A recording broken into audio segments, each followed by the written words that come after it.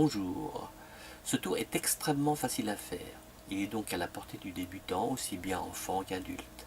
D'ailleurs, pour bien montrer que je ne vais pas tricher, j'ai mis une paire de gants. Ok.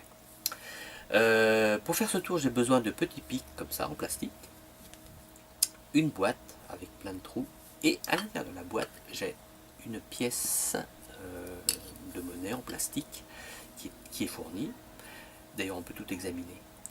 On peut également faire le tour avec une pièce réelle, par exemple un demi-dollar.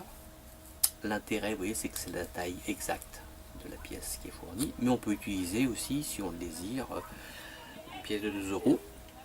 C'est un peu moins bien parce que, vous voyez, elle est légèrement plus petite, ce qui fait que quand on est à l'intérieur de la boîte, ça ne recouvre pas complètement, mais on peut le faire quand même. Donc, pour la démonstration, je vais plutôt utiliser le demi-dollar. Je vais mettre le reste de côté. Alors, le demi-dollar rentre parfaitement à l'intérieur de la boîte, comme vous voyez. Et je peux fermer le tout grâce au couvercle. Et en fait, l'intérêt du truc, c'est comme si on faisait une grande illusion. C'est-à-dire que la boîte, c'est comme le carton, un grand carton. À l'intérieur, on rentre une personne, donc c'est la pièce de monnaie, et ça, ce sont des épées. Et le truc, c'est que si on fait une passe magique, qu'est-ce qui se passe? On peut voir qu'effectivement, on peut maintenant transpercer complètement la pièce à l'aide des pics.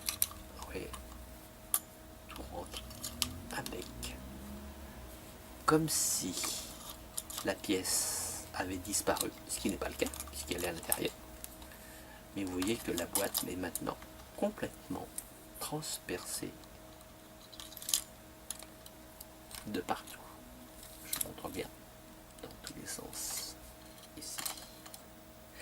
Et maintenant, il suffit de tout retirer comme ça, un par un, tous les pics, et vous pouvez voir qu'effectivement, à l'intérieur de la boîte, qu'est-ce qui reste? Il reste la pièce qui est bien à l'intérieur, et on peut tout examiner sans aucun problème.